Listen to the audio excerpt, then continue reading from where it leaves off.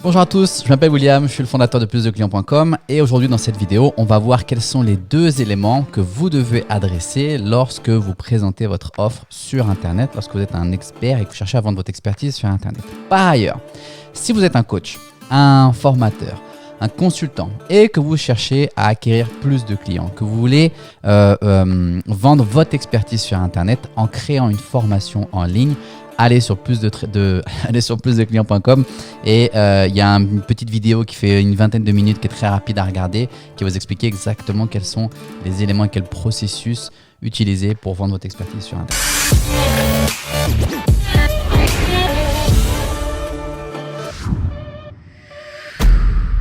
Aujourd'hui, la vidéo, on va parler en fait des deux éléments très importants que vous devez adresser dans votre message, dans votre présentation lorsque vous cherchez à vendre votre expertise sur Internet. Et ces deux éléments sont très importants parce que ce sont des choses que votre client va avoir, auxquelles il va penser. Et l'objectif, en fait, lorsqu'on les connaît, le but, c'est de les anticiper pour lui prouver que notre solution, elle est adaptée. Notre programme, notre formation, ce qu'on cherche à vendre, elle est adaptée à son problème. On va descendre sur le bureau tout de suite. Donc, première chose, vous allez voir que lorsque vous allez présenter votre offre, forcément, votre client, il va venir, ou votre prospect, votre client potentiel, il va venir avec toutes les excuses de la terre pour ne pas acheter votre programme ou votre formation, ou alors pour ne pas mettre en application ce qu'il va acheter, votre formation, et ne pas le mettre en application pour obtenir les résultats. C'est dans la nature humaine, on est tous comme ça, donc il n'y a rien de personnel là-dedans. Maintenant, pour anticiper et aider un peu dans ce processus, il y a deux éléments que vous devez adresser, que vous devez mettre en avant lorsque vous faites votre communication. Ces deux éléments, ils sont très très simples. Le premier, vous devez anticiper dans votre présentation et parler en fait de ce qu'on appelle des objections. On va bien. On va écrire bien gros. Des objections internes. Les objections internes, en fait, ce sont tout simplement des éléments, en fait, ce sont des raisons qui font que votre prospect pense qu'il ne va pas être capable d'exécuter votre nouvelle méthode. Vous savez, on parle de l'ancienne méthode, la nouvelle méthode, et vous venez avec la nouvelle méthode. Donc, les objections internes, c'est ce que lui va se dire en disant, par exemple, comment vendre une formation sur Internet. On va prendre l'exemple de tout simple. Comment vendre une formation sur Internet. Ah, je peux pas. Non, regardez, on va même sortir de ça. Imaginons que vous soyez un coach sportif et que vous cherchiez à vendre votre programme d'amincissement sur Internet ou quelque chose comme ça. Et une objection interne, en fait, ce serait votre client pense que votre programme n'est pas fait pour lui parce qu'il a une mauvaise génétique.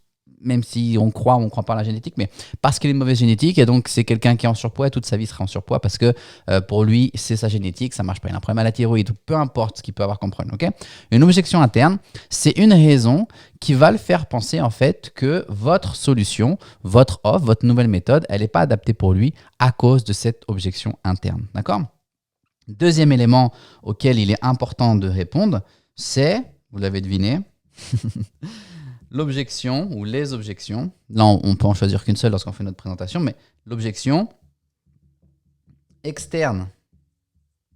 Et l'objection externe, en fait, c'est tout simplement ce que lui pense être en dehors de son contrôle. La raison pour laquelle il ne peut pas exécuter votre solution, votre programme, pour une raison qui est, ou qu'il pense en tout cas, en dehors de son contrôle. Imaginons que vous soyez un représentant immobilier ou vous travaillez dans l'immobilier, vous voulez vendre une formation dans l'immobilier, en tout cas vous voulez aider vos clients à acquérir ou à faire pratiquer un certain style d'immobilier grâce à vos connaissances que vous allez partager sur Internet. Et imaginons que vous fassiez de l'achat-revente par exemple. Et une des objections externes qu'un de vos clients, que vos prospects pourra avoir, ce serait pour moi l'achat-revente ça marche pas. Oh, on va faire encore mieux. Ouais, soit l'achat-revente, soit sinon la location saisonnière, regardez, c'est encore mieux. Par exemple, moi je veux faire de la location saisonnière courte durée et je vais vous enseigner une formation pour comment faire de la location saisonnière courte durée. Une objection externe dans ce cas-là, ce serait la location externe courte durée. Ça ne marche pas pour moi parce que je n'habite pas dans une zone géographique touristique par exemple. D'accord ? C'est quelque chose qui pense en dehors de son contrôle. Et là, vous venez en fait avec pourquoi est-ce que ça peut fonctionner pour lui, parce qu'on peut gérer à distance, etc. Bref. Là, c'est à vous ensuite de venir apporter des réponses à ces objections en fonction de est-ce que votre programme est capable, oui ou non, de répondre, en tout cas d'aider ces personnes. Ok, donc très important dans votre message, lorsque vous communiquez sur votre produit, vous avez les objections internes, quelque chose qui est dans son contrôle et qui pense qu'il ne possède pas une compétence, par exemple, ou je ne peux pas vendre des appartements parce que je suis pas un bon vendeur. D'accord? Donc je vais vous expliquer pourquoi est-ce que vous n'avez pas besoin d'être un bon vendeur pour vendre des appartements. Ok? Donc objection interne, objection externe, en dehors de mon contrôle, des éléments que je pense en dehors de mon contrôle. Objection interne, des éléments des compétences, des caractéristiques que je pense ne pas avoir ou que je n'ai pas et je crois obligé pour pouvoir appliquer ou obtenir le résultat. Ça marche? Si vous voulez en savoir un peu plus, si vous êtes un coach, un expert, un formateur et que vous voulez savoir comment acquérir plus de clients, comment vendre votre expertise sur Internet, allez sur plusdeclients.com. À la prochaine.